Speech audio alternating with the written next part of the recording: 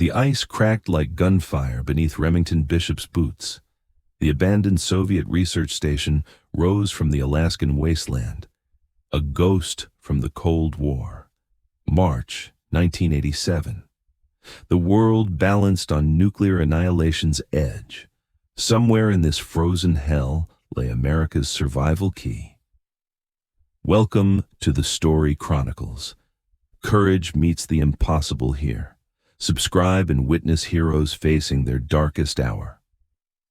Remington adjusted his thermal scope. The facility's perimeter appeared through howling Arctic wind. 48 hours ago, he'd been running security. Oil executives in Anchorage. Now, he stood at Crisis Center. This could reshape global power balance. The emergency briefing echoed in his mind. A Soviet submarine had crashed 6 months earlier into the ice shelf, carrying experimental sonar technology that could detect American submarines anywhere in the world's oceans. "I see them," the voice came through his earpiece. Catalina Briggs, CIA intelligence analyst turned field operative. She lay concealed in a sniper's nest, 300 yards east. Her breath formed crystalline clouds. -40 air surrounded her. She tracked movement through her rifle scope. "2 guards at the north entrance. These aren't regular Soviet soldiers. Look at their gear. Private military." Remington's jaw tightened. Private military meant one thing. Quincy Sherman had beaten them here. The rogue CIA operative who'd vanished into the shadows after selling American assets to the highest bidder for 3 years. Intelligence suggested he'd stolen something, the submarine's location, from classified Navy files, planning to auction the sonar technology to enemy nations. "Sterling, you getting this?" Remington whispered into his comm unit. Colonel Sterling Forbes crouched in the command vehicle, half a mile south, monitoring satellite feeds on encrypted screens. At 62, he'd orchestrated operations, more black operations than any man alive. His weathered hands trembled slightly as he studied the thermal imaging. "I see it. South wing basement. Heat signature matches what we're looking for. But Remington, we've got trouble. Sherman brought friends, 12 armed hostiles, military hardware. The wind howled across the tundra, carrying diesel fuel scent. And something else. Cordite. Someone had been shooting, recently."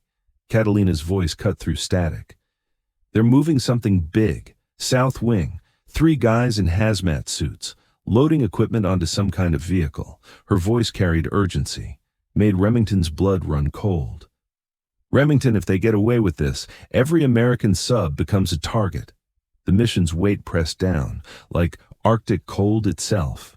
Remington had joined Marines at 18, served 3 tours before a roadside bomb in Lebanon shattered his left leg, ended his military career. The shrapnel still ached. In weather like this, a constant reminder of brothers lost, battles that haunted dreams. But this wasn't personal redemption. This was preventing World War III.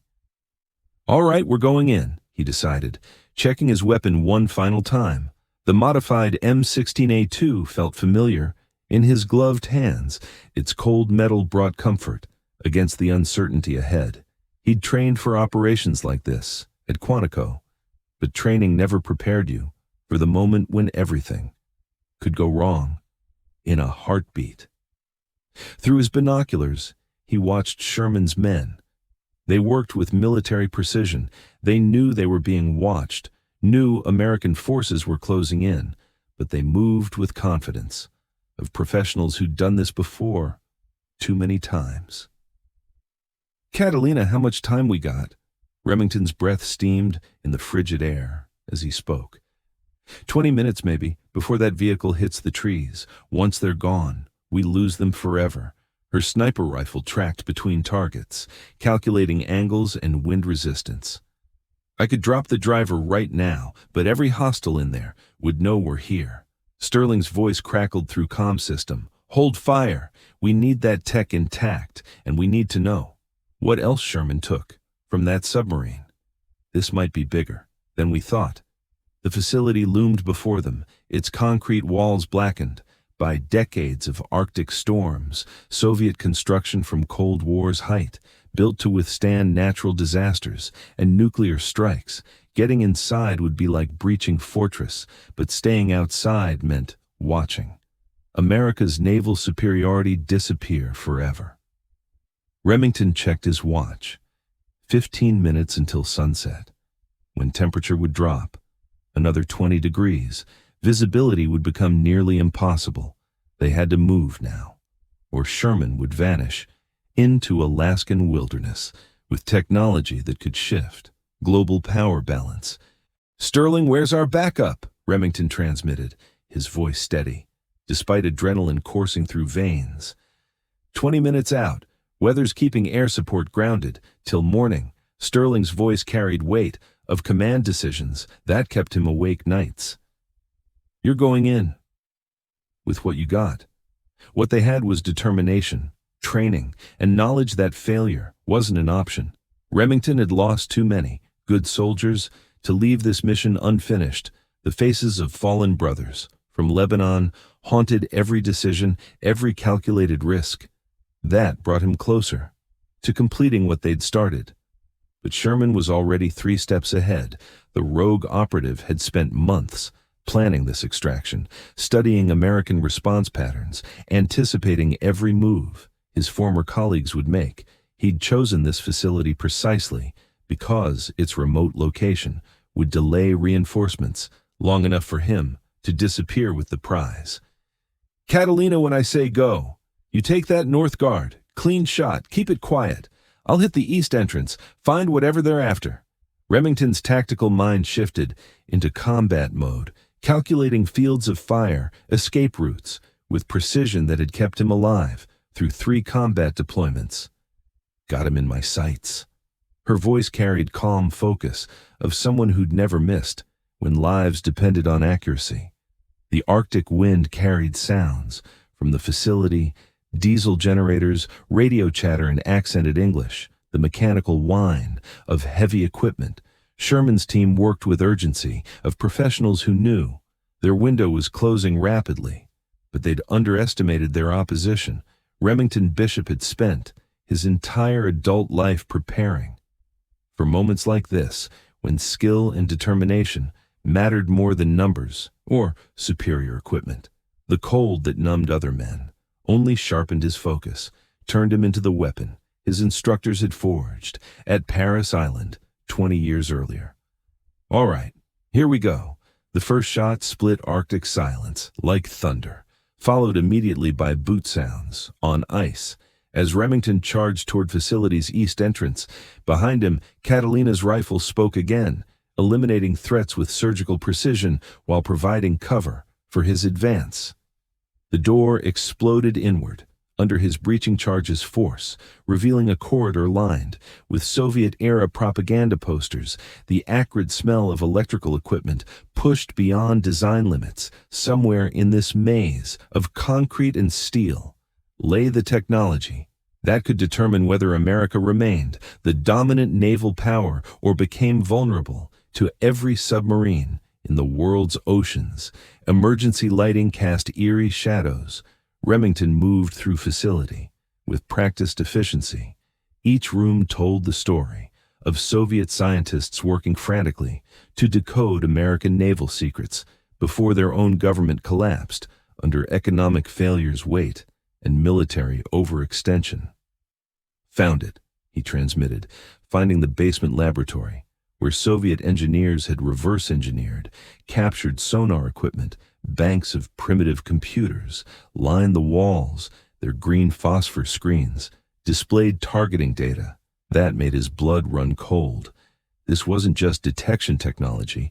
This was comprehensive system for hunting American submarines. But the laboratory was empty. Sherman had anticipated. American penetration of facility moved the critical components to more defensible position.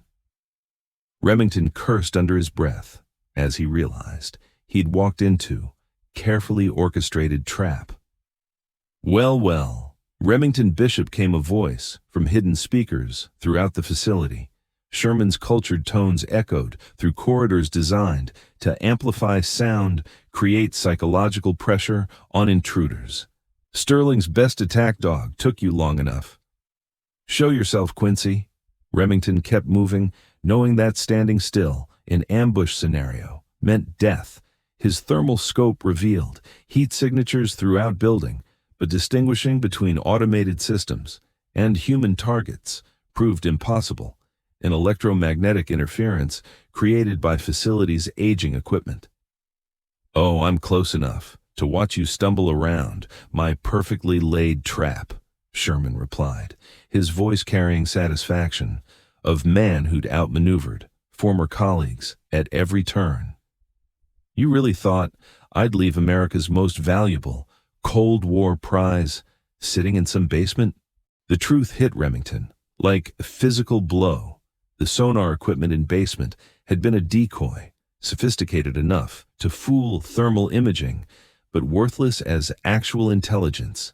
Sherman had used it to draw American forces into the facility, while he completed his real objective elsewhere. Sterling, the basement gear. It's fake. Sherman's playing games and we're the mice.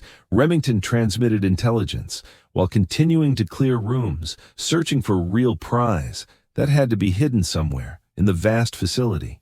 Stay with the story, Chronicles. The real battle is just beginning. You won't believe what happens next. Sterling's voice carried new urgency when he responded.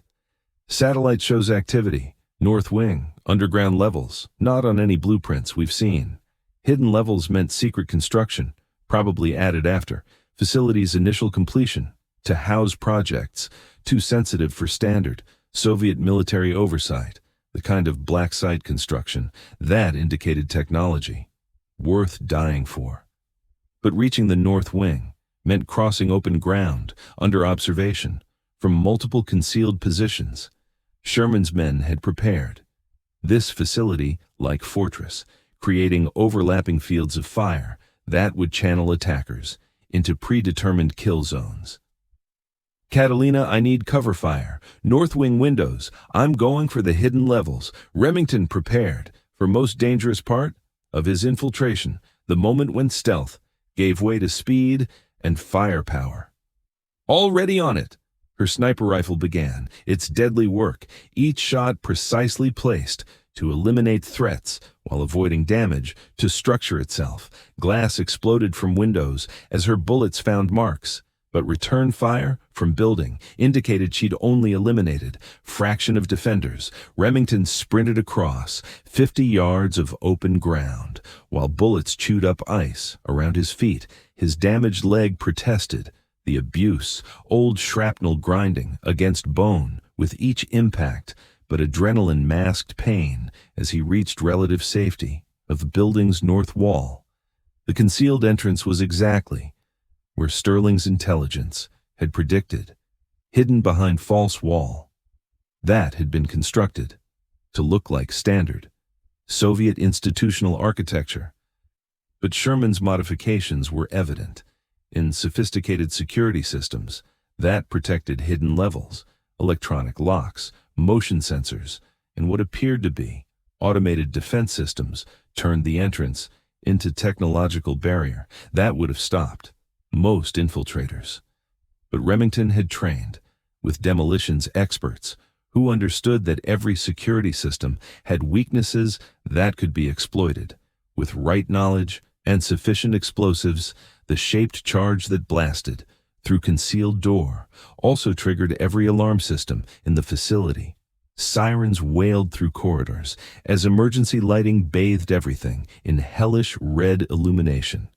But the explosion had achieved its primary objective, opening access to levels that Sherman had assumed would remain secret.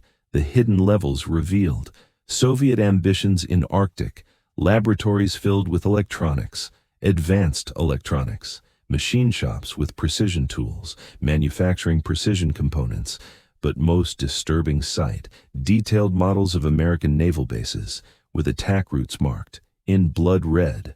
This facility hadn't been built to study captured sonar equipment. It had been designed as planning center for comprehensive assault on American naval power, using intelligence gathered over decades of espionage to identify vulnerabilities that could be exploited. In first strike scenario, Sherman stood in Central Command Center, surrounded by banks of computers that processed targeting data. Communications equipment connected him to buyers around the world. His weathered face showed no surprise at Remington's arrival, as if he'd been expecting this confrontation for years. "Beautiful, isn't it?" Sherman gestured toward screens, displaying American naval deployment patterns, updated in real time through satellite intelligence networks. The Soviets were this close to wiping out our submarine fleet. Washington never had a clue. "Game over, Quincy. Your buyers can forget about delivery day." Remington kept his weapon trained on the rogue operative, but Sherman's casual demeanor suggested he had cards left to play. Always the naive jarhead Bishop. This was never about one facility or one piece of tech. Sherman activated control panel, additional screens illuminated throughout Command Center. "Soviets built 12 facilities like this across Arctic. I've been cleaning them out for 3 years, selling secrets to highest bidders." The screens revealed intelligence assets that spanned the globe, submarine tracking networks, naval base vulnerabilities, deployment schedules that would allow enemy forces to predict American naval movements months in advance. Sherman hadn't just stolen technology, he'd compromised America's entire naval strategy. "How many buyers you got, Quincy?" Remington demanded, his finger tightening on the trigger as full scope of betrayal became clear. Sherman's smile carried satisfaction of man who'd turned betrayal into most profitable business venture of the Cold War.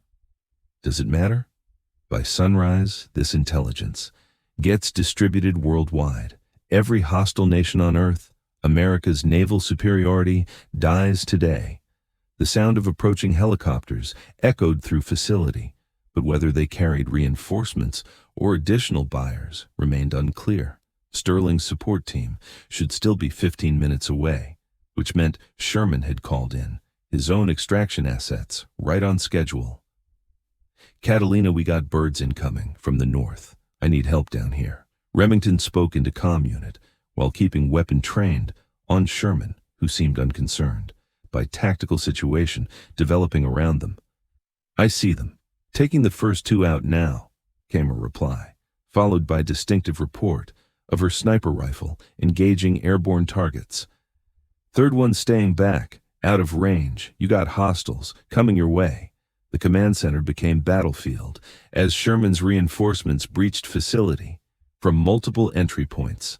Remington found himself fighting, running battle through corridors designed to channel attackers into predetermined kill zones, using every lesson learned in 3 combat deployments to stay ahead of superior numbers. But Sherman had vanished in the chaos, taking with him portable storage devices that contained decades of stolen intelligence. The command center's computers continued processing data, but the real prize, the comprehensive intelligence that could reshape global military balance, had disappeared along with the rogue operative. Emergency protocols activated as Remington realized true scope of crisis. Sherman hadn't just stolen historical intelligence, he'd installed real-time monitoring systems that continued to track American naval movements, feeding current operational data to hostile networks around the clock. "Sterling, this whole place is one giant spy network. Sherman's been watching our naval operations for months, maybe years. Every sub-deployment, every fleet movement, it's all been tracked and recorded." Remington transmitted intelligence while fighting his way toward facility's main communications hub. Sterling's response carried weight of strategic disaster that would require years to fully assess and counter. "Roger that. We're going nuclear. Protocol 7, scorching the Earth. Protocol 7 was nuclear option for intelligence disasters, electromagnetic pulse weapons that would destroy every electronic system within 50-mile radius. It would eliminate Sherman's monitoring capabilities, but would also cripple American recovery efforts and strand everyone in facility without communication or extraction assets. "Sterling, if we go Protocol 7, how do we get home?" Remington asked question that would determine whether this mission ended in victory or martyrdom. "We don't," Sterling replied, with calm acceptance of career officer who'd always known this day might come. "But we save every American submarine in the ocean and prevent the worst intelligence disaster in naval history, the weight of decision pressed down like Arctic ice." Remington could escape facility, survive to fight another day, but allow Sherman to continue selling American naval secrets to hostile nations, or he could ensure Rogue Operatives' network was permanently destroyed at cost of his own life and lives of everyone in the facility. The faces of fallen brothers from Lebanon seemed to whisper in howling wind that penetrated even deepest levels of Soviet facility. They died protecting American interests, and now it was his turn to make same sacrifice, if necessary. "Do it, Sterling. Pull the trigger." The electromagnetic pulse that followed turned facility into technological graveyard, destroying every computer, communication system, electronic device within target zone. Sherman's real-time surveillance network went silent. His intelligence archives corrupted beyond recovery, his carefully constructed betrayal reduced to worthless scrap metal. But Pulse also disabled Remington's own equipment, leaving him in dark depths, a facility that had become his tomb. Emergency lighting failed, communications went dead, heating systems that kept Arctic cold at bay shut down permanently. In the darkness, he heard movement. Sherman and surviving operatives, also trapped by electromagnetic pulse, searching for manual escape routes that would allow them to reach surface. The rogue operative's betrayal had been stopped, but he might still survive. To attempt future operations against American interests, the hunt through darkened corridors became deadly game of cat and mouse, with thermal signatures masked by facilities' rapidly cooling interior, sound distorted by concrete walls designed to contain nuclear weapons testing. Each footstep could belong to ally or enemy. Each shadow could conceal salvation or death.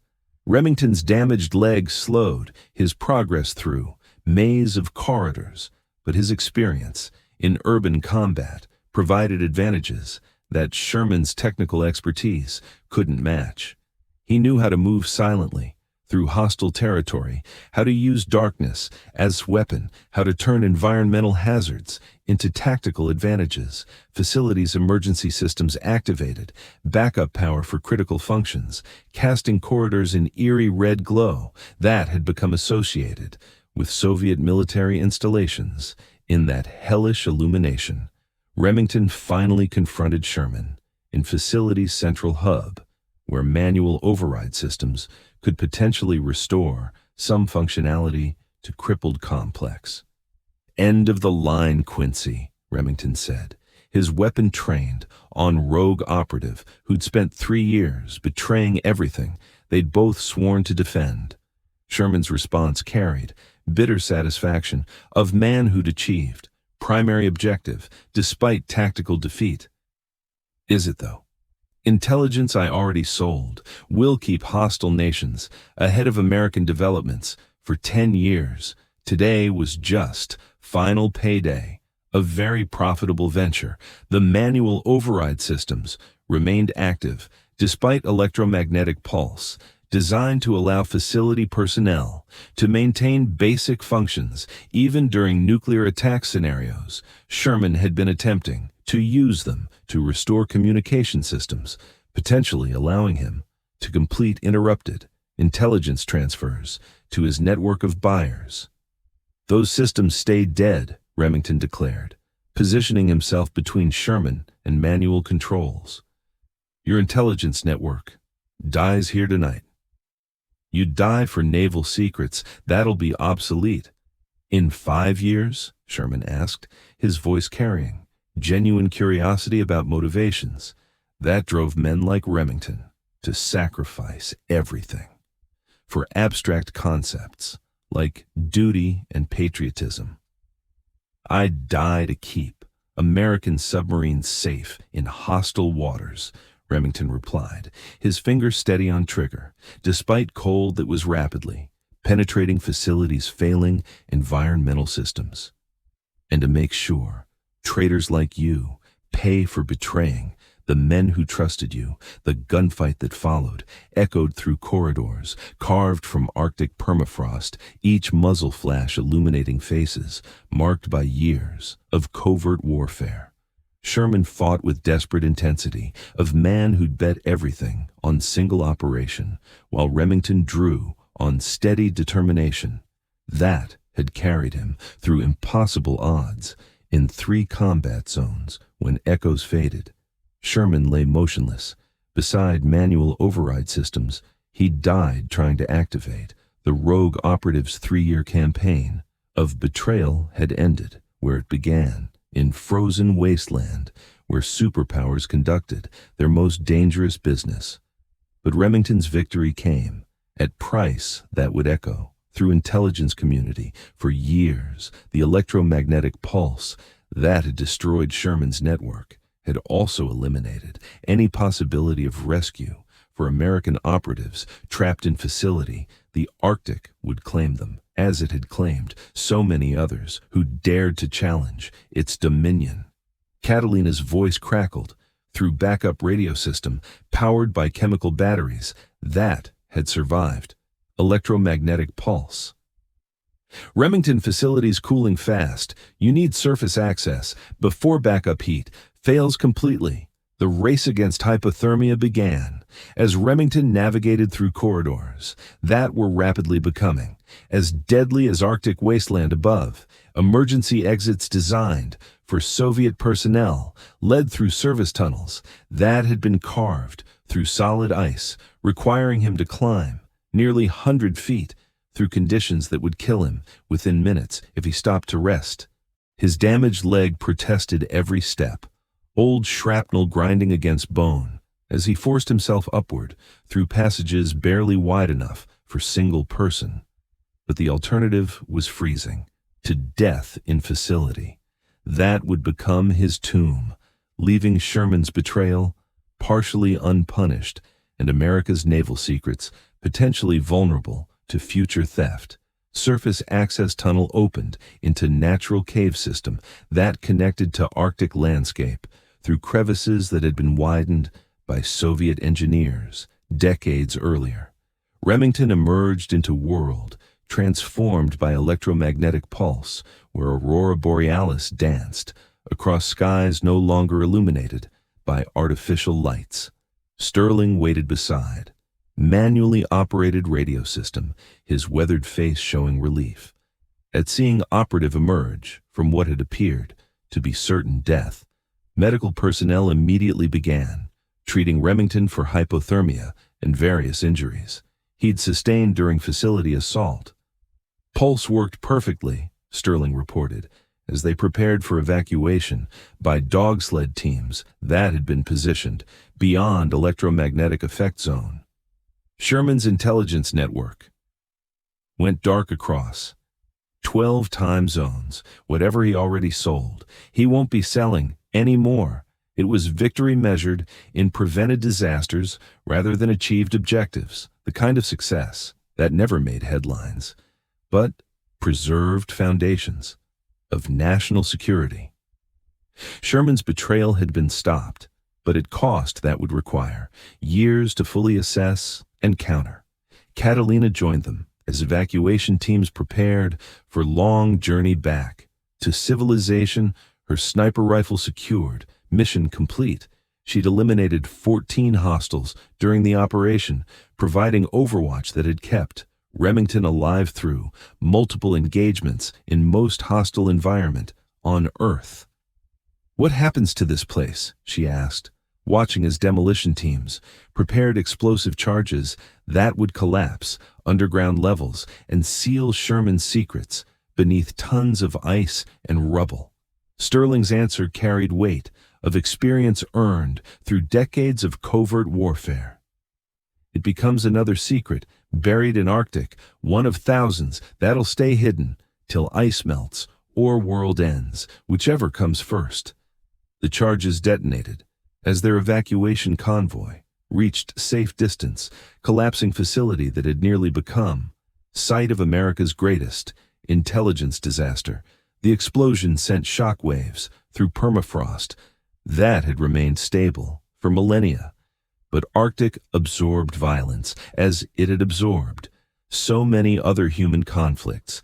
The journey back to civilization took 18 hours through terrain that tested every survival skill Remington had learned.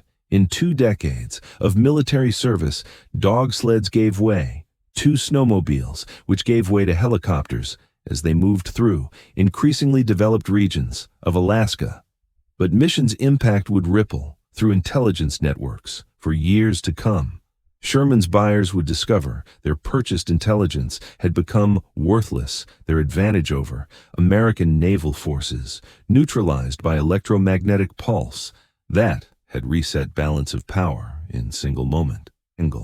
Remington stared out at wilderness that had tested everything he'd learned about warfare leadership and sacrifice as their helicopter carried them toward anchorage and medical treatment that would address injuries sustained in most demanding operation of his career. The shrapnel in his leg still ached, would always ache. But mission was complete. Sherman's betrayal had been stopped. America's naval secrets remained secure. Another chapter in endless Cold War had concluded with American interests, protected by sacrifice of those willing to pay any price for victory. "Hey, Sterling," he said into helicopter's intercom system as Anchorage appeared on horizon. "When's our next deployment?" The colonel's smile carried decades of operational experience and knowledge that men like Remington Bishop were America's best defense against threats most citizens never imagined existed. "Soon enough, Marine. There's always another crisis, another threat, another mission needing people willing to do whatever it takes." As helicopter descended toward landing pad where medical teams waited to treat their injuries. Remington reflected on price of victory in war that never truly ended. Somewhere in vast intelligence networks that spanned globe, other threats were already developing, other betrayals being planned by people who'd forgotten the difference between patriotism and profit. But for now, Arctic kept its secrets. Sherman's network remained permanently silenced. America's submarines could operate safely in hostile waters, protected by sacrifice of those who'd been willing to pay. Ultimate price for naval superiority. The mission was complete, but war continued, as it always had, as it always would, fought by people like Remington Bishop, who understood that freedom required eternal vigilance and occasional sacrifice.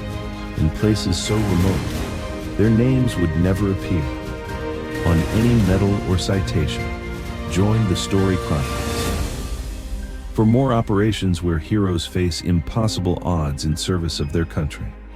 Subscribe now and discover the missions that shaped our world from the shadows.